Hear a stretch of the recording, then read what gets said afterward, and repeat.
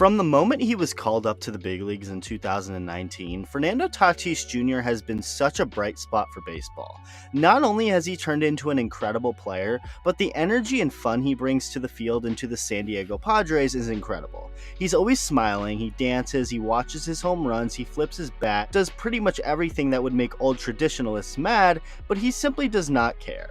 He has changed the entire culture over in San Diego, and Petco Park is the place to be during the baseball season, as it's like a party atmosphere. The players love him unless they're pitching to him, the Padres love him, and most importantly, Padres fans and fans of all teams love Tatis. He's become one of the more popular players in the game, and he's simply great for the game of baseball. Unfortunately, it looks like Fernando Tatis Jr. just made a big mistake. During the 2021 season, Fernando Tatis Jr. was incredible, hitting .282 with a .975 OPS, swatting 42 home runs, the most in the National League, became an All-Star, won a Silver Slugger Award, and finished third in the NL MVP voting. To add on to all of this, he was just 22 years old, and certainly gave the Padres all the more reason to be okay with giving him the big 14-year contract before that season. The offseason came and went, and although Tatis did get into a motorcycle accident back in the Dominican Republic, he was deemed okay and ready for spring training.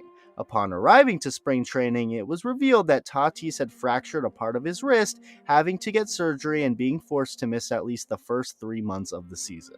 The Padres started off really great without him, even catching up to the Dodgers at one point, but have since fell back way below them in the standings and will have to try and settle for a wildcard spot once again, something they failed to do last season after a second half collapse. The Padres haven't been the best team lately. They of course added Juan Soto, Josh Bell, and Josh Hader at the deadline among others, and are looking to go deep into October. But another upcoming acquisition for them would be of course Fernando Tatis Jr., someone who hasn't played all year for the team due to that wrist injury that ended up knocking him out longer than expected. But as of August, the superstar started his rehab and was expected to finally return to the Padres this month, something fans of both the Padres and of other teams would be undoubtedly excited about. In a recent rehab game in AA, Tatis went 2 for 2 with a double, a triple, and a couple of walks. He's clearly ready, or at least pretty darn close to it, which is fantastic news for the Padres. Until Friday night's news. On Friday morning, Fernando Tatis Jr. took a drug test, and he failed it, testing positive for a banned performance-enhancing substance called Clestibol. I'm going to go on a limb and assume you've never heard of Clestibol. I didn't, but after looking it up, I found that it's a substance commonly used to treat skin conditions, but is also performance-enhancing. Clestibol was actually originally developed in East Germany and used by athletes there to gain an athletic advantage. It is a derivative of testosterone, but is considered a weaker anabolic agent compared to some other steroids.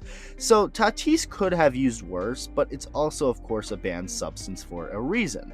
Something that, like I said, helps out with athletes to gain an advantage. This is obviously a huge blow to the Padres, and also just a horrible look for Tatis.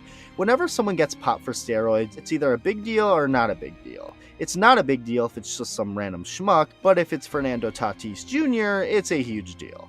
Tatis went out and immediately issued a statement on the matter, claiming he used a medicine to treat ringworm that had Clestibol in it, something he didn't realize was banned apparently. Padres general manager AJ Preller had some stuff to say about the situation, clearly not happy, saying that he thinks they were hoping that from the offseason to now that there would be some maturity, and obviously with the news today it's more of a pattern and something that they have got to dig a little bit more into. Going on to say, quote, "I'm sure he's very disappointed, but at the end of the day, it's one thing to say it. You have to start by showing it with your actions." End quote. Tatis initially appealed the suspension, but then chose to just start it right away, and will be gone for 80 games, missing the entirety of the 2022 season and at least the first month of 2023. Crazy news, just shocking. Let me know what you think about